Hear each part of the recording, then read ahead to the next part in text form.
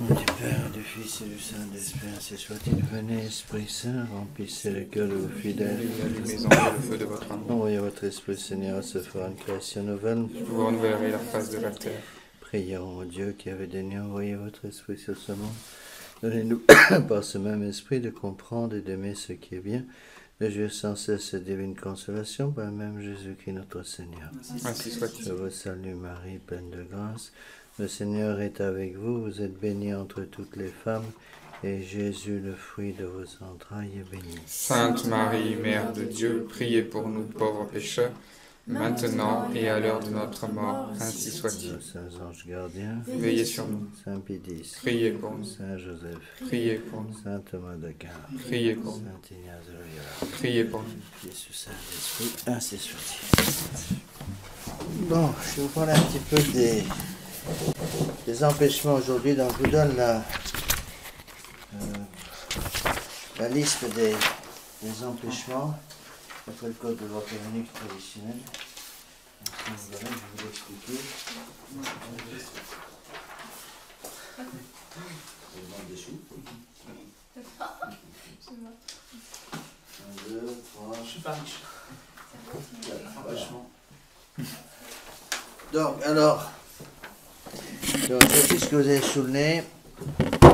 C'est une liste qu'on appelle les OPEX. Qu'est-ce que c'est qu'un OPEX? Un OPEX, c'est un empêchement qui empêche la célébration d'un mariage. Alors, il faut savoir d'abord qu'il y a deux sortes d'empêchements. Empêchement prohibant et empêchement dirimant. Prohibere en latin, ça veut dire interdire. Un empêchement prohibant, c'est un empêchement qui interdit le mariage, mais si le mariage est fait sans dispense, le mariage est quand même valide. Bon. Cependant, il y a faute de la part des contractants de se marier dans ces conditions-là. C'est-à-dire que c'est en général des choses qui ne sont pas forcément très graves, et donc si la dispense n'est pas accordée, eh bien le mariage est quand même valide, et en général, les dispenses sont relativement faciles à obtenir. Par contre, l'empêchement d'irrément, c'est notre paire de manches. L'empêchement d'irrément, c'est un empêchement qui rend invalide le mariage. Ça veut dire que si les personnes se marient avec un empêchement de ce genre, qu'on appelle empêchement d'irrément, sans qu'il y ait dispense valide accordée, le mariage est tout simplement invalide. Bon. Alors, il faut un petit peu comprendre ces choses, parce qu'il y a beaucoup de confusion en général chez nos fidèles sur les histoires d'empêchement.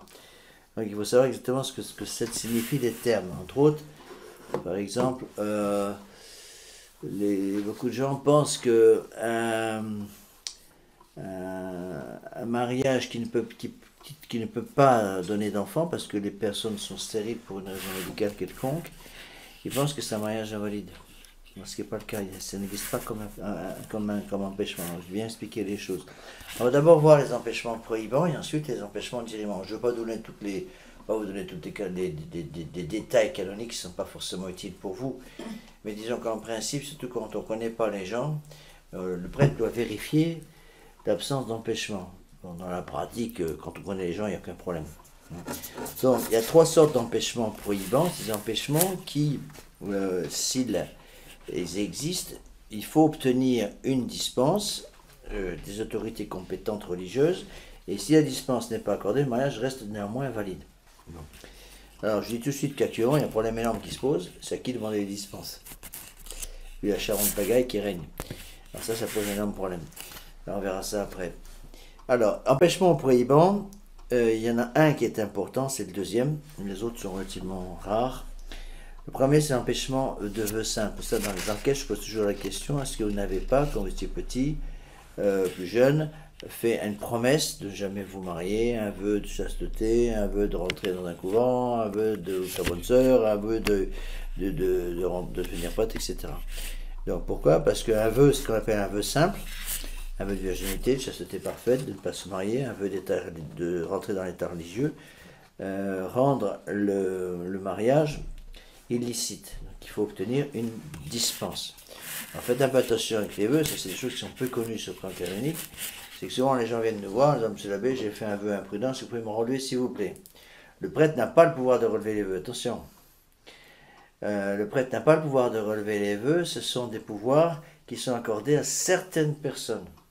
En principe, on a le pouvoir de relever les vœux, les évêques, et les moines, qu'on appelle les moines qui ont le privilège des mendiants. Le privilège des mendiants, c'est des moines qui mendient pour vivre. Par exemple, les capucins, les franciscains, les dominicains, etc. Bon. Alors c'est pour ça que c'est assez compliqué. Faire attention, ne jamais faire un vœu sans prendre conseil avant, pas faire des vœux imprudents. Parfois les gens font des vœux très imprudents, et il faut arriver à les enrelever avant. Ça arrive régulièrement. J'ai qui me dit, monsieur l'abbé, ben, quand j'avais 10 ans, j'ai promis au bon Dieu que j'allais devenir bonne sœur. Voilà, donc j'ai fait le vœu de devenir bonne sœur. Mais attention, vous êtes lié par un vœu. Bon, c'est évident que le mariage est le contraire de ce vœu, donc il faut d'abord s'en faire relever. C'est pas toujours très facile de se faire relever de ses vœux, parce qu'encore une fois, même pour un vœu simple comme ça, le prêtre n'a pas le pouvoir. Bon. Alors, deuxième chose, c'est la religion mixte. Là, c'est beaucoup plus fréquent et beaucoup plus sérieux. Alors, il y a deux vœux qui sont pas identiques, mais qui sont parallèles. Le vœu de religion mixte et le vœu de disparité de culte. Alors, qu'est-ce que c'est que ces empêchements? C'est l'empêchement qui existe quand un catholique se marie avec un non-catholique. D'accord? Un catholique baptisé qui se marie avec un non-catholique. Il y a deux cas qui peuvent se présenter. Ou le non-catholique a une religion avec un baptême valide, ou le non-catholique n'a pas de baptême valide. Donc s'il n'y a pas de baptême valide, c'est le cas d'un mariage entre un catholique et un païen.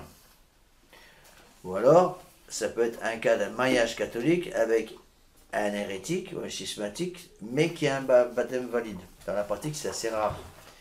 Il y a entre autres le cas des orthodoxes. Les orthodoxes ont un baptême valide. Donc si un catholique se marie avec un orthodoxe, avec une orthodoxe, il y a un cas d'empêchement qu'on appelle d'empêchement de religion mixte. C'est-à-dire qu'il faut obtenir une dispense pour pouvoir faire ce mariage. D'accord ? Par contre, si le mariage a lieu entre un catholique et une personne qui n'est pas baptisée du tout, ce qu'on appelle l'empêchement d'irrement. C'est beaucoup plus compliqué parce que ça veut dire que si vous n'obtenez pas la dispense, le mariage est purement et simplement invalide. Alors, il faut bien comprendre que l'Église catholique a toujours détesté ce genre de mariage. Hein, au sens fort du terme. C'est-à-dire que l'Église est très opposée au mariage entre un catholique et un non-catholique.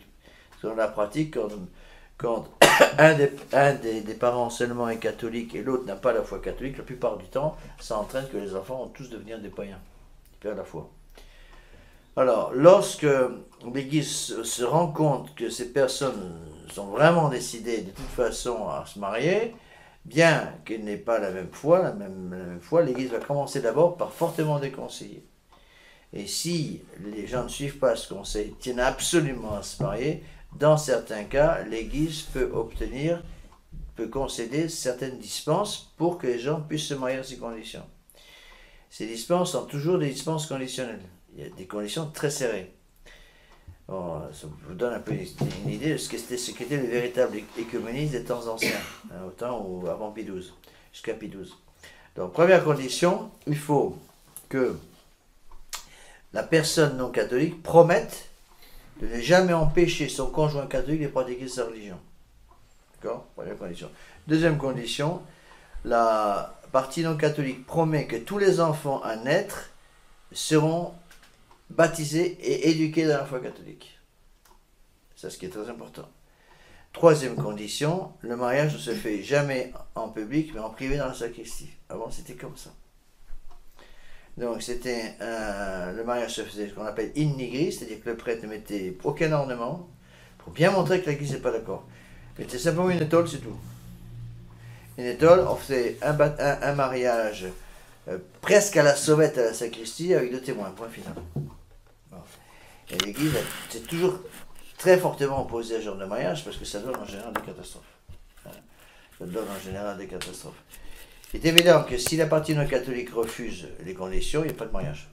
Le prêtre refuse de les marier, tout simplement. Alors c'est quand même des conditions importantes parce que souvent la partie catholique me dit « Ah mais moi, la partie non catholique va dire « Moi je veux que mes enfants ils soient. » C'est-à-dire qu'on leur laisse libre, on ne les baptise pas, puis quand ils arrivent à ces 17 ans, ils choisissent par eux-mêmes. Dans ce cas-là, c'est pareil, pas de mariage. Donc ça, il faut bien comprendre ça. Les gens, quand il y a des cas comme ça, sont furieux aussi de voir qu'ils ne peuvent pas faire un mariage public avec le décorum extérieur d'un mariage. C'est pour bien montrer que l'Église n'aime pas ce genre de mariage. Alors dans ce cas-là, il faut donc ces papiers, et les papiers doivent être signés devant témoin avant le mariage. quand la dispense est accordée. Bon, c'est passé en général par l'évêque. En général, pour les empêchements prohibants, la dispense était accordée, si mes souvenirs sont exacts, par l'évêque. Pour les dispenses dans ces empêchements diriments, parfois il fallait monter beaucoup plus haut jusqu'à Rome. Bon. Alors l'évêque donc a accordé la dispense, et quand la dispense était accordée, on pouvait faire le mariage, mais encore une fois, mariage fait à la sacristie, sans aucun décorum extérieur, avec la promesse signée par la partie non catholique que tous les enfants à naître seront éduqués dans la foi catholique, et que la partie non catholique ne cherchera jamais à convertir à sa religion la partie catholique. C'est ce qu'on appelle un empêchement de prohibant. Inutile de vous dire que depuis Vatican II, ça n'existe plus. Troisièmement, la parenté légale. Alors, dans un cas comme ça, qu'est-ce que c'est que la parenté légale? C'est les cas des enfants qui ont été adoptés. Donc l'Église suit la constitution laïque. Pour qu'il n'y ait pas d'opposition, c'est pas la peine de s'opposer aux États quand il n'y a pas de raison. En principe, je ne sais pas exactement quelle est la loi en France, en principe, quand vous adoptez légalement un enfant, cet enfant n'a pas le droit légalement de se marier civilement avec les gens avec lesquels il est éduqué. Donc c'est faux frères et sœurs. C'est beaux-frères, comment on appelle ça, des beaux-frères, oui. C'est pas vraiment un beau-frère, comment il y a un nom pour ça? Demi-frère, demi-sœur. Le mariage est interdit. Donc, si le mariage est interdit de façon dirimante par l'État, le mariage sera aussi interdit de façon dirimante par l'Église. Si le mariage est permis de façon prohibante, est interdit seulement de façon prohibante par l'État, l'Église suit la même règle. En général, dans la plupart des pays, l'État interdit ce genre de mariage de façon dirimante. C'est-à-dire qu'il n'y a pas de dispense donnée et que si le mariage se fait sans la dispense, le mariage est invalide même légalement. Pour des raisons toutes simples. C'est que dans la pratique, une personne adoptée, un enfant adopté, est considéré par la famille adoptante, la famille adoptive, comme un fils de la famille. Donc c'est proche de l'inceste quand il y a un mariage entre un demi-frère et par exemple une sœur. Une sœur véritable. Donc l'Église, justement, par prudence, suit la loi civile dans ce domaine. Alors ensuite, il y a les empêchements dirimants. Les empêchements dirimants sont des empêchements très importants. Donc encore une fois, si les personnes se marient sans la dispense nécessaire, le mariage est tout bonnement invalide. Alors, il y a des empêchements pour lesquels l'Église ne donne jamais de dispense. Jamais. Par exemple, l'empêchement de lien. Le troisième, c'est l'empêchement de lien. Qu'est-ce que c'est qu'empêchement de lien? C'est quand il y a un mariage préexistant.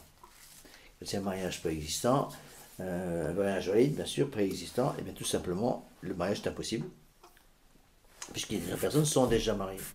Et donc, dans ce cas-là, il n'y a jamais de dispense accordée. Enfin, c'était comme ça sous Pion, sous Pilou.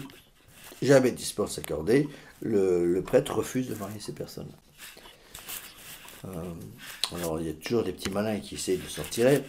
La plupart des pays, ce que font les gens qui veulent s'en tirer de façon très scabreuse, moi j'ai vu des tas de cas aux États-Unis où les gens devenaient protestants. Donc la première raison pour laquelle des gens devenaient protestants dans les pays où le protestantisme est très fort, comme les États-Unis, la première raison pour laquelle des catholiques apostasiés devenaient protestants, c'était toujours pour l'histoire de mariage. Parce que les protestants se fichent complètement, ils ne croient pas à l'indissolubilité du mariage chrétien, donc ils s'en fichent complètement. Et donc un catholique voulait se marier avec une personne protestante ou une personne païenne qui n'était pas baptisée, donc empêchement dirimant de disparité de culte. Donc les personnes venaient voir le curé, voilà, on va se marier, mais ma future n'est pas catholique, n'est pas baptisée. Bon. 9 fois sur 10, l'Église disait non, pas question, parce que nous sommes contre ce genre d'union, ça va entraîner l'apostasie de tous les enfants, il n'est pas question qu'on accepte ça. Alors ce qu'ils faisaient, ils allaient au protestantisme, se faisaient baptiser protestants, ce qui est une simple formalité pour la plupart des protestants, se faisaient baptiser protestants, se faisaient marier chez les protestants, et puis après, hop, ils redébarquaient chez nous, avec un nouveau mari, une nouvelle épouse, mais avec un culot absolument ressemblable, donc il fallait qu'on fasse attention à ces choses-là. Hein, donc il faut bien mettre ça dans la tête des parents, et surtout dans la tête des enfants, que le mariage est indissoluble. Un mariage valide est indissoluble, point. Bon. Beaucoup de gens pensent, à cause du lavage de cerveau moderne, que dans certains cas, l'Église pourrait tolérer un mariage qui soit annulé. Un mariage valide ne peut pas être annulé, c'est aussi simple que ça. L'annulation de mariage, donc, n'existe pas. Vous voyez ? Quand un mariage est, entre guillemets, annulé, ça ne veut pas dire que le mariage existant était valide puis est devenu invalide, parce que c'est impossible. Ouais, il faut remonter à la date du mariage. Si à la date du mariage, vous étiez validement marié, vous êtes validement marié pour toute l'éternité, pas jusqu'à la mort, pas l'éternité. D'accord ? Donc aucune autorité au monde ne peut invalider ce mariage, parce que vous êtes marié, il y a l'unité et l'indissolubilité qui sont engagées. Donc en tant que la vie, le mariage n'est pas rompu. Le mariage n'est rompu que par la mort. Donc aucune autorité au ciel et sur la terre, dit le texte dogmatique, ne peut invalider un tel mariage. Faites très attention parce que maintenant c'est rentré dans les mœurs et la plupart des soi-disant catholiques modernes pensent qu'on peut invalider un mariage. Bon. Et les curés modernes n'ont aucun respect humain pour le dire. Moi j'ai eu tas de cas comme ça, des époux qui se disputent, madame va voir son curé, elle va dire voilà, on commence à se disputer tout le temps avec mon époux. Qu'est-ce que je dois faire? Au lieu d'encourager les gens à essayer de sauver ce qui peut être sauvé, de peut-être faire une bonne confession générale, commencer à voir un petit peu ses propres défauts pour essayer de sauver la situation, les curés modernes, ni une ni deux, vont vous dire tranquillement, mais tout simplement demander une annulation de mariage, madame. Ou monsieur, vous allez demander une annulation de mariage, vous annulez votre mariage et vous mariez, c'est tout. Donc l'annulation de mariage, en fait, dans le monde moderne, c'est un substitut pour le divorce catholique. En fait, c'est purement et simplement le divorce catholique. Et donc, à partir du moment où des gens se marient religieusement avec l'idée d'un divorce catholique possible, eh bien, le mariage est invalide. C'est invalide. Donc, faire très très attention à ça, être sûr que ces mentalités ne passent pas les frontières de nos paroisses. Malheureusement, c'est déjà fait. C'est déjà fait. Moi, j'ai eu plusieurs cas comme ça, de gens qui sont tranquillement, donc, qui étaient mariés religieusement dans la foi catholique traditionnelle. Au bout d'un certain temps de mariage, ça peut être 10, 20, 30, 40 ans, ils décident de changer d'épouse parce qu'ils se disputent tout le temps avec l'épouse légitime ou je ne sais pas quoi. Donc ils changent littéralement, c'est une apostasie en fait. Ils passent à l'église moderne où ils vont demander à l'église moderne le pouvoir de changer l'épouse. L'église moderne qui s'en contrefait, puisque l'église moderne accepte le divorce. L'église moderne donc accorde l'invalidation du premier mariage. Dit à ces gens, vous pouvez vous marier, se remarient religieusement, s'il vous plaît, devant l'église de Vatican II, et après on débarque chez nous. On est plusieurs cas comme ça. Bon. Alors, ça fait évidemment pas mal de scandales, parce que les gens se connaissent, et puis ils disent, vous savez, vous avez vu que le gars, il s'est marié, là, son épouse est toujours vivante, et puis il s'est marié avec quelqu'un d'autre. Donc dès qu'on apprend quelque chose comme ça, on va voir les gens, on va dire qu'il n'est pas question de recevoir les sacrements chez nous. Éventuellement, vous assistez à la messe, c'est une chose, vous ne pouvez ni vous confesser, ni communier tant que vous êtes dans cette situation. D'accord ? Alors, encore une fois, il faut faire attention parce que l'influence protestante est considérable. Bon, il y a aussi des tas d'autres religions qui acceptent le divorce. Par exemple, même des religions pourtant considérées comme relativement stables, comme l'orthodoxie. Les orthodoxes acceptent 3 divorces. Vous pouvez vous marier 3 fois, exactement. Donc ça rend tous les mariages orthodoxe invalide. Pourquoi? Parce qu'à partir du moment où je me marie avec l'intention possible, avec une possibilité que je puisse me remarier, ça veut dire que le mariage est invalide. Pourquoi? Parce qu'il manque une condition sine qua non pour la validité du mariage, à savoir la notion d'indissolubilité. D'accord? Alors, vous avez compris? Les orthodoxes ne sont pas mariés. Les mariages orthodoxes, c'est invalide. Parce que le mariage orthodoxe admet 3 mariages. Vous pouvez divorcer 2 fois ou 3 fois, je ne sais plus. Donc, si vous pouvez divorcer 3 fois, ça veut dire qu'il n'accepte pas l'indissolubilité. Donc, à partir du moment où je me marie en acceptant le problème, la dissolubilité du mariage est invalide. On avait le même problème, un problème de ce genre, très important aussi en Afrique.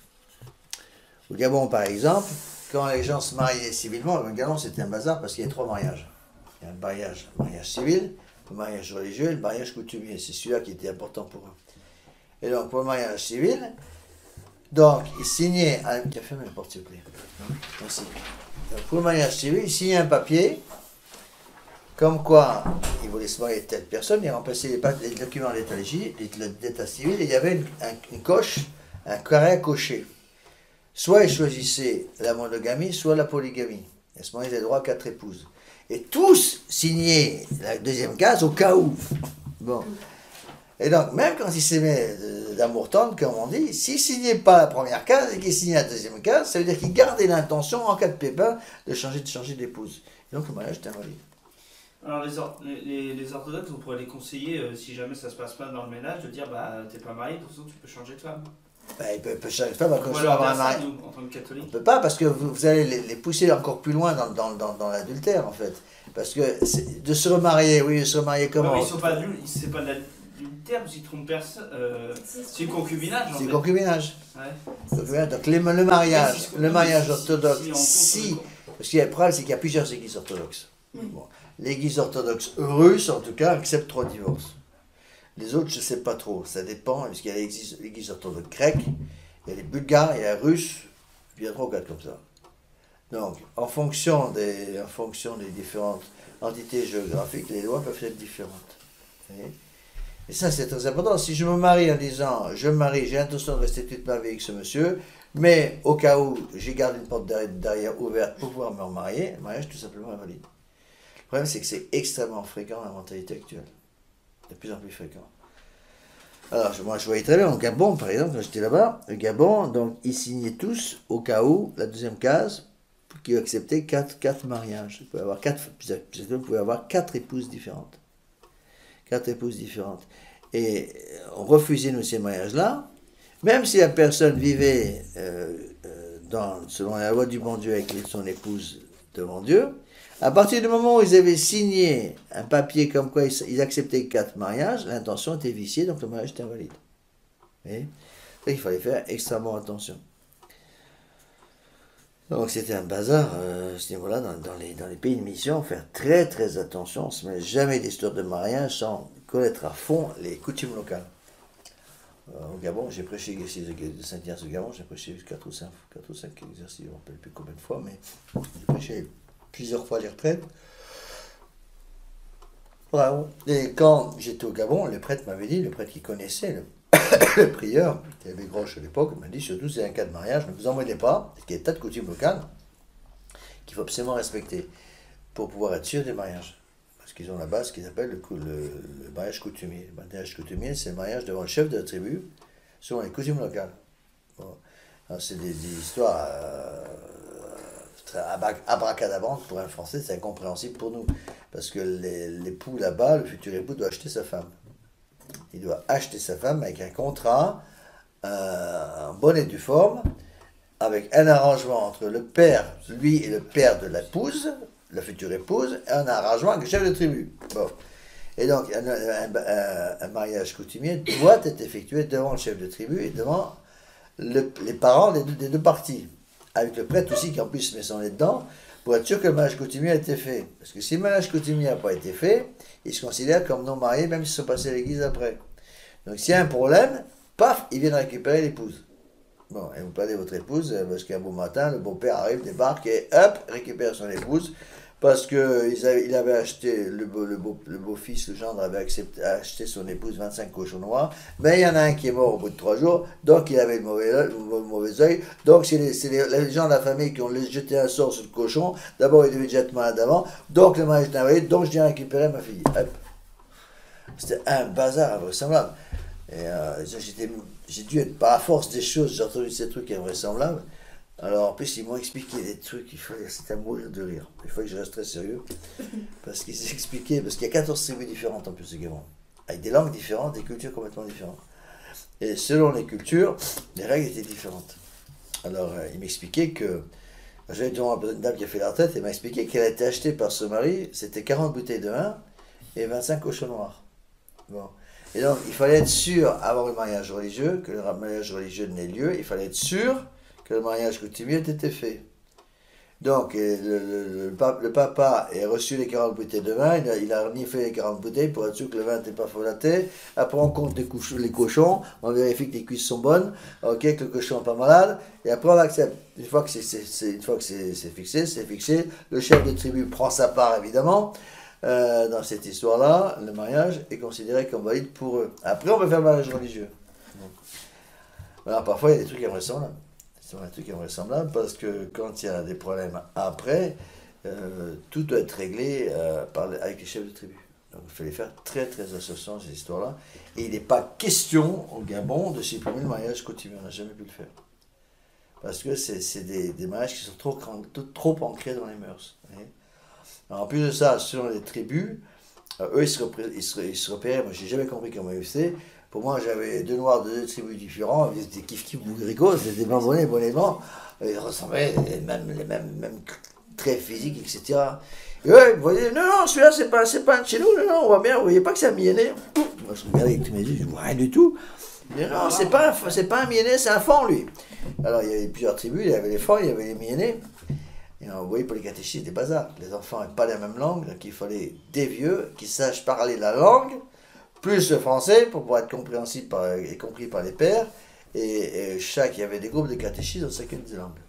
14 groupes. Alors, c'était des coutumes changées selon les tribus. Ce qui provoquait des problèmes énormes pour les mariages.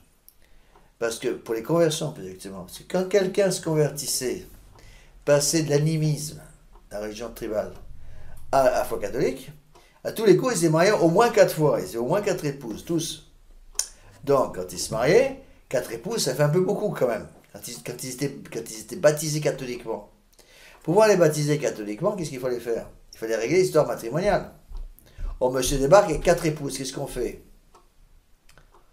Bon, alors pour lui dire qu'il peut en empoisonner 3, il en reste une, mais ça fait un peu désordre. Donc, en fait, le pape Pion a accordé avec sagesse, c'est-à-dire des lois spéciales pour eux, parce qu'il fallait rendre les choses possibles.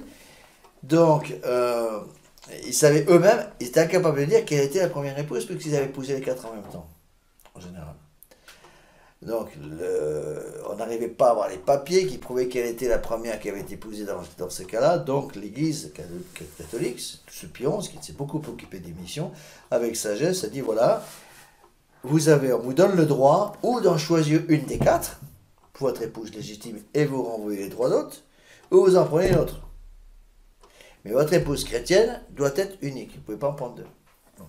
Le problème, c'est que quand les gens avaient été mariés 3 ou 4 fois comme ça, ou avaient épousé 3 ou 4 épouses différentes, ça veut dire qu'ils avaient acheté leur femme 3 ou 4 fois.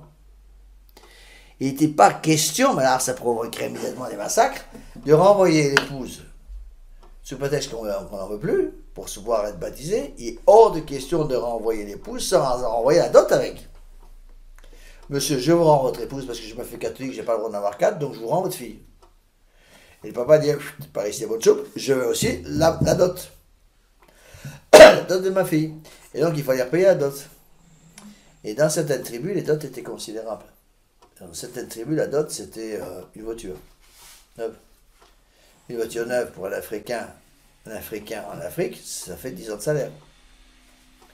Bon, ou dans certains cas, la dot, c'était une maison. Donc c'était des choses considérables. Et il y a des tas de gens qui ne pouvaient pas être baptisés à cause de l'histoire matrimoniale. Ils n'avaient pas l'argent pour rendre toutes les dots.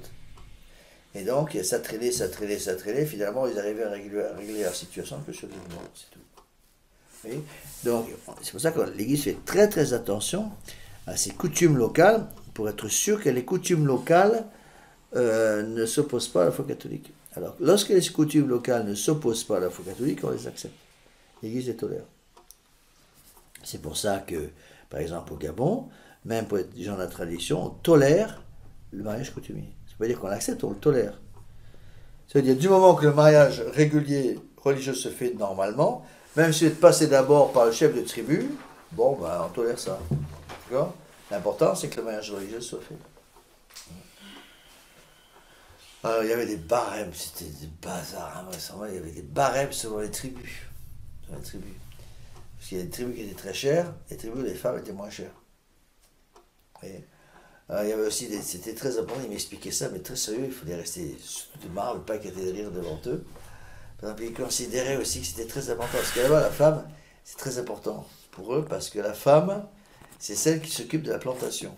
Plantation, c'est un bout de forêt vierge, où ils plantent leurs bananes, ils plantent la pomme de terre ou la patate douce, et c'est toujours la femme qui s'en occupe, par tradition.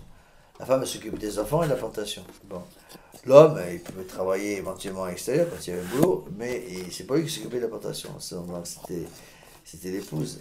C'est très important que la femme soit une bonne travailleuse. Et donc, il m'avait expliqué qu'il y avait dans certaines tribus, donc, pour que la femme, si la femme était trop maigre, elle ne pouvait pas travailler. Elle serait trop faible au travail, donc les prix descendaient. Donc, si la femme était bien corpulente, alors ça, c'est une bonne travailleuse, oui, ça travaillera bien en plantation, c'est là, hop, les prix montaient immédiatement. Alors, il fallait voir le truc. C'était un bazar, mais bon. Bon, heureusement, en France, ça n'existe pas. Mais on a d'autres problèmes. Alors voilà les empêchements d'irriment, vous devez un peu connaître quand même. Les empêchements d'irriment. D'abord, il y a l'empêchement d'âge. Bon. Alors celui-là, en principe, il n'y a jamais de dispense. L'empêchement d'âge, c'est en principe 16 ans pour les hommes et 14 ans pour les femmes. Ça veut dire que si deux personnes se désirent se marier et qui n'ont pas l'âge canonique, 16 ans pour les hommes, 14 ans pour les femmes, le mariage est invalide. On oblige dans ce cas-là d'attendre l'âge légal. Évidemment, ça nous choque un peu de savoir que d'après les lois d'église, une femme peut se marier à partir de 14 ans. Bon. C'est pas dire que c'est conseillé. Bon, faut pas oublier qu'avant, les jeunes femmes avaient une maturité bien plus supérieure à la nôtre aujourd'hui, bien plus tôt. C'est-à-dire que la Vierge Marie était mariée 14 ans. Et d'après la tradition, elle avait 14 ans quand elle s'est mariée à Saint-Joseph. Et donc, à 14 ans, les femmes de l'époque de notre Seigneur Jésus-Christ étaient parfaitement mûres, étaient capables de fonder un foyer. Actuellement, plus du tout. Une jeune fille à 14 ans, c'est une gamine. Je crois que même légalement, c'est à mon avis interdit. C'est interdit, je pense, de se marier, même avec l'accord des parents. Hein? Oui. Il y a des tournements mineurs. Je crois que même avec l'accord des parents. Oui, maintenant c'est 18 ans. Peut-être pas, je crois que c'est descendu à 16 ans à certains lieux, il me semble. Je suis pas sûr. Hein. Enfin, en France, Mais en tout cas, c'est absolument interdit. Donc l'Église, dans ce cas-là, n'accepte jamais de donner une dispense. D'accord? Et donc, on oblige les gens à attendre. Après, les dispenses d'impuissance. Alors là, attention, il y a un mélange, il y a beaucoup de confusion là-dedans. L'impuissance, ça n'a rien à voir avec la stérilité. Les gens qu'on mélange tout. Donc, la stérilité n'est pas un empêchement. Bon. Imaginez une femme qui, pour une raison physique, ne peut pas avoir d'enfant parce que elle a eu une hystérectomie quand elle avait 15 ans pour un cancer, ou je ne sais pas trop quoi. Elle ne peut pas avoir d'enfant. Elle peut parfaitement se marier. La seule obligation qu'elle a, c'est de prévenir son futur qu'elle ne peut pas avoir d'enfant. Et voilà, je suis désolé, mais il faut que tu saches, tu voudrais m'épouser, mais je ne vais pas pouvoir avoir d'enfant parce que j'ai eu une opération pénible que j'ai dû supporter quand j'avais 15 ans, parce que je me suis retrouvé avec un cancer ovarien, un cancer utérin, etc. Et donc, si la personne, le conjoint est au courant et accepte la notification, ils peuvent se marier légitimement. Donc la stérilité n'est pas un empêchement. Cependant, si une femme sait qu'elle est stérile, elle a le devoir moral de prévenir son futur. C'est logique. D'accord. Alors, l'impuissance, ça n'a rien à voir avec ça. L'impuissance, c'est l'impossibilité d'accomplir la relation conjugale pour des raisons physiques. Bon, une malformation physique d'un côté ou de l'autre. Alors pourquoi? Il faut bien comprendre. Quand une personne est stérile, elle ne peut pas avoir d'enfant. Donc la fin première du mariage n'est pas possible. La fin première du mariage étant la procréation et l'éducation des enfants. Mais la fin secondaire du mariage est possible. C'est-à-dire l'amour mutuel entre les époux, l'amour physique mutuel entre les deux époux. Quand par contre une personne est impuissante, la personne ne peut pas avoir d'enfant et en plus ne peut pas avoir de relation conjugale. Donc les deux fins sont impossibles, le mariage est invalide. Donc on ne donne jamais de dispense pour un cas d'impuissance, sauf pour les personnes âgées. Ça arrive assez fréquemment avant.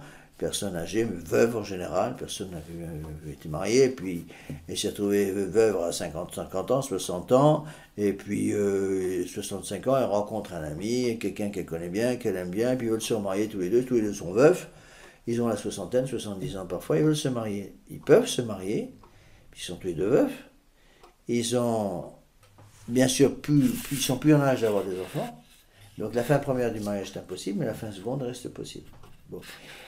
Dans ces cas-là, même quand ça peut arriver pour des hommes âgés, qui sont ce qu'on appelle des hommes impuissants, qui ne peuvent plus, pour une raison physique, avoir la relation physique avec leur épouse, l'Église peut donner une dispense de ces cas pour les personnes âgées. Par contre, on ne la donne jamais pratiquement jamais pour les jeunes. Bon. Troisièmement, le lien.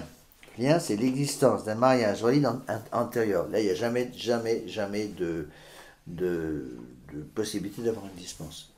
Évidemment, l'Église de Vatican II, ils s'en fichent, ils font du n'importe quoi, puisqu'ils acceptent maintenant le divorce. Ça, il faut bien comprendre, c'est du divorce, en fait, accepté, mis sous d'autres noms, mais en fait, c'est un divorce. Donc, le lien interdit tout mariage, tant que la personne, l'époux, l'épouse légitime n'est pas mort de mort naturelle. Attention. Ça, c'est très important, c'était capital dans l'émission. Moi, je vous l'ai déjà raconté, j'ai eu un cas invraisemblable comme ça qui m'est arrivé au Mexique, où deux jeunes se présentent pour se marier, et puis je découvre qu'elle est déjà mariée, religieusement, s'il vous plaît. Je me dis, mais je ne peux pas vous marier, vous êtes déjà mariée.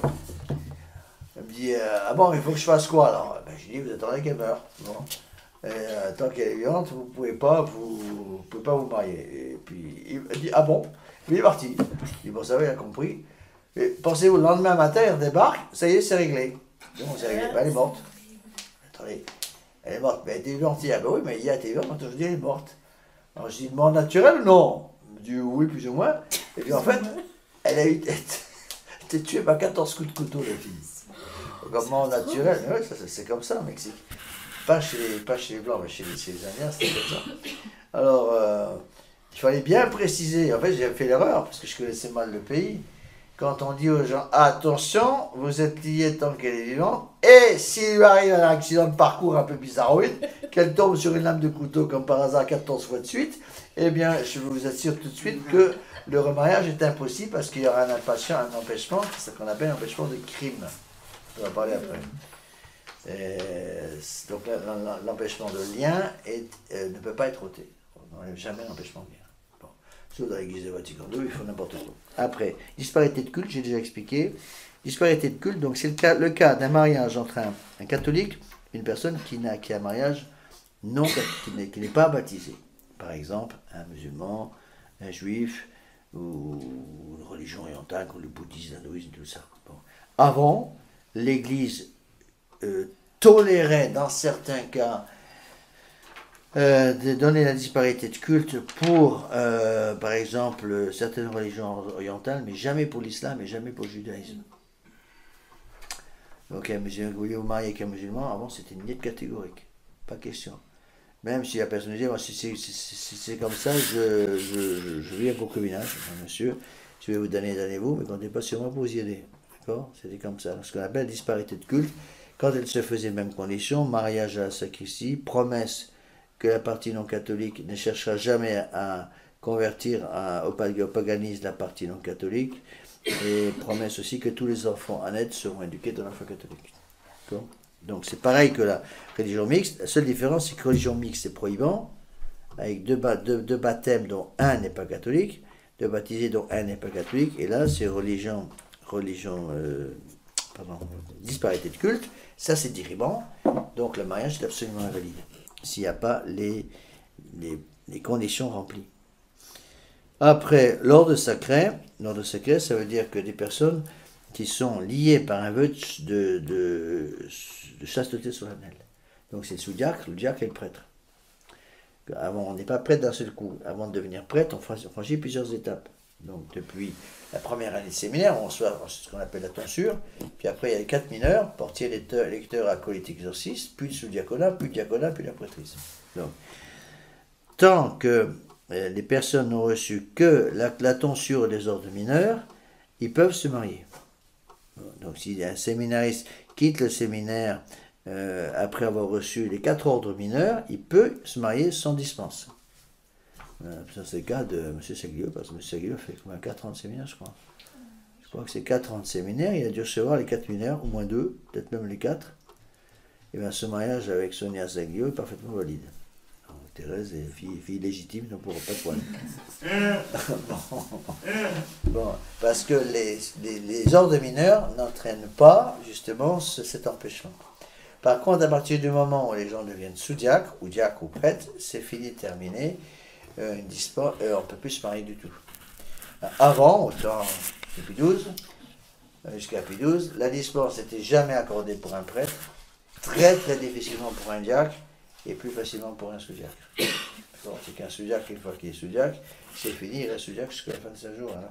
C'est pour ça que avant l'ordination sous-diaconale, l'Église fait tout un long discours aux diacres, aux futurs sous-diacres, en disant attention, vous êtes libres. Si vous voulez garder votre liberté, vous partez maintenant, mais si vous tenez à devenir sous-diacre, sachez que vous êtes engagé à vie, que vous ne pourrez plus jamais vous marier. Et à ce moment-là, c'est très beau comme cérémonie. Donc tous les futurs sous-diacres font un pas en avant en disant « L'Inventaire, c'est ce que je veux. » Et là, c'est votre chasteté. D'accord? Alors l'Église ne concédait jamais de dispense pour les sous-diaconats, très difficilement pour le diaconat et jamais pour le sacerdoce, encore moins, plus jamais pour les épiscopats, évidemment. D'accord? Aujourd'hui, encore une fois, dans l'Église de Vatican II, ils font n'importe quoi. Après, profession religieuse solennelle. Ça, c'est pour les moines. Profession religieuse solennelle, si une femme a fait profession religieuse solennelle dans un grand ordre, par exemple chez les bénédictines ou les franciscaines ou les carmélites, on appelle un grand ordre, donc elle a un vœu, une profession religieuse solennelle. Une fois qu'elle a fait sa profession religieuse solennelle, elle ne peut plus se marier. Il faudrait une dispense qui n'était pratiquement jamais accordée avant. Après, le rapt. Bon, alors ça, c'est des cas qui font un peu sourire en France, mais qui étaient très fréquents dans les pays de mission. Le rapt, c'est l'absence de liberté dans les deux cas. Bon. C'était extrêmement fréquent. J'ai rencontré beaucoup de cas comme ça quand j'étais au Mexique. J'en prends beaucoup avec les cas qu'on a encore là, les pays pauvres, les pays de mission. Le rapt, ça veut dire que la personne n'a pas la liberté de choix. Bon, c'est par exemple, monsieur veut épouser mademoiselle, commence à lui faire la cour et lui demande, est-ce que tu veux épouser? Mademoiselle dit, non, ça ne m'intéresse pas. Voilà, t'es trop gros, t'es trop maigre ou je ne sais pas quoi, tu ne m'intéresses pas. Alors, dans bien des cas, ça se passait vite, c'est bien fait, on envoyait les frères et sœurs du marié qui allaient piquer la fille chez elle, on l'enfermait dans une cage quelque part en pleine forêt, et on lui disait, c'est tout simple, on vient te voir tous les matins, et tu sortiras de la cage quand tu auras dit oui. Et tant que tu n'as pas dit oui, ben, tu restes dans la cage. C'était en pleine forêt, les filles, elles pouvaient hurler, faire tout ce qu'elles voulaient, rien, personne n'entendait. Et puis elle restait là-dedans jusqu'à ce que, finalement, en mourant de faim, elle finissait par dire oui. Et à ce moment-là, il y avait tout de suite le mariage coutumier qui se faisait. Alors, quand l'Église suspectait un cas comme ça, c'était systématique, il n'y a jamais de dispense. C'est pour ça qu'il est très très important, je l'ai fait avec vous ce matin, quand on a fait une enquête, qu'on voit la personne seule. Personne ne peut être là pour l'enquête. Pour que la personne en question ait liberté totale de révéler un empêchement. D'accord? C'est pas évident dans certains milieux. Donc c'est ce qu'on appelle l'empêchement de rapt, une absence de liberté physique pour donner consentement. Après le crime, alors ça c'est aussi très fréquent, une dispense n'était pratiquement jamais accordée pour dispense de crime. Dispense de crime, c'est un adultère avec meurtre de l'époux. Bon, personne dit voilà, je vais épouser cette jeune fille, ma femme commence à me taper sur le système, donc j'ai décidé de changer l'épouse, j'en prends une autre. Et puis, pour arranger les choses, je tue d'abord mon épouse légitime, et une fois qu'elle est morte, hop, je peux épouser plus facilement l'autre. Eh bien, si vous tuez votre épouse légitime pour pouvoir en épouser une autre, le deuxième mariage est invalide.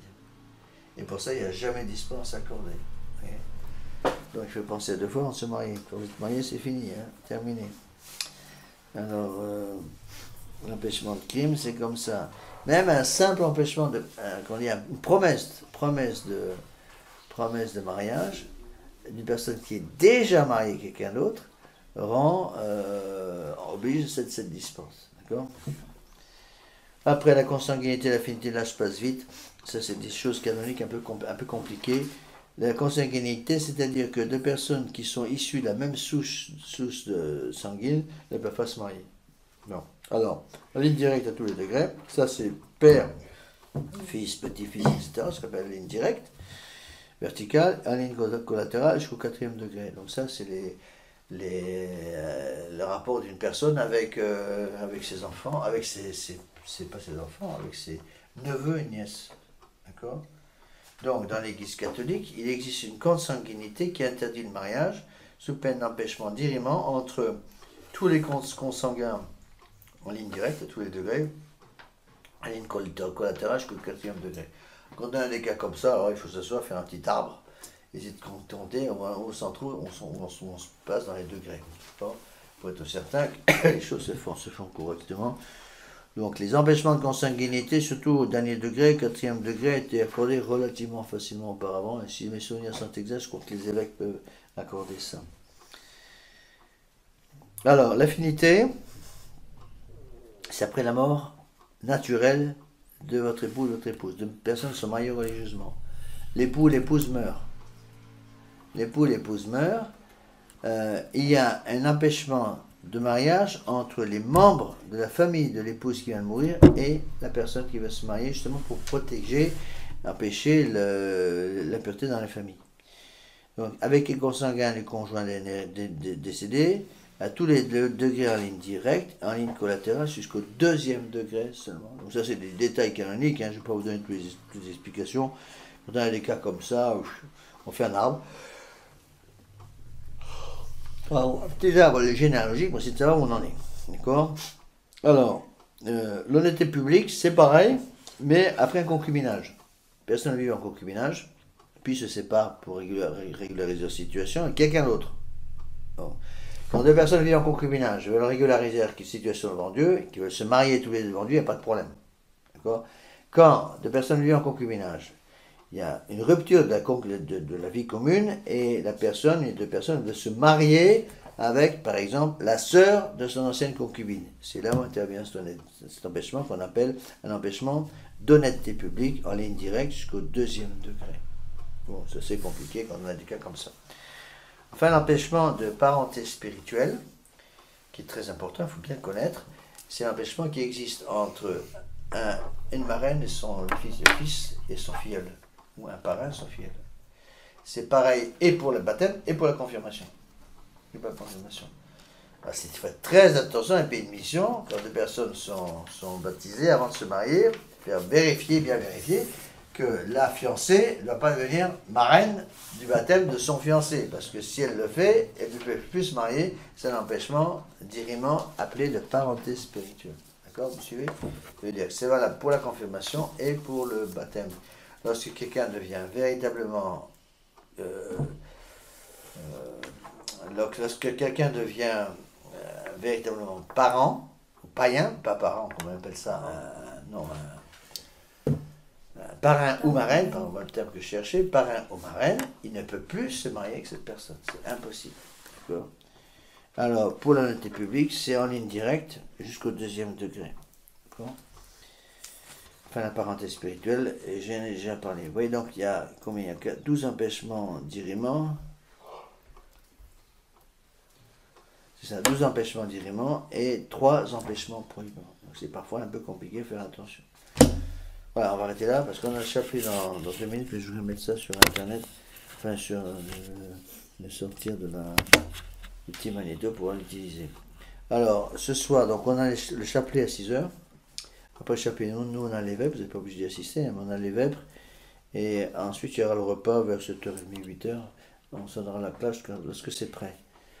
D'accord? Donc moi, je verrai à ce moment-là, après le chapelet, c'est-à-dire vers 7h moins le quart, donc je peux vous voir, vous, votre fiancé, je vous vois ce moment, puis je vous reverrai ce soir après le repas de ce soir. Donc demain, même programme, donc messe à 8h, et après à 10h, 2h30 et 5h, une conférence pour avancer dans la préparation mariage. Donc vous pouvez garder ce papier que je viens de vous donner sur les empêchements, si ça vous intéresse. D'accord? Alors on va terminer par une petite prière.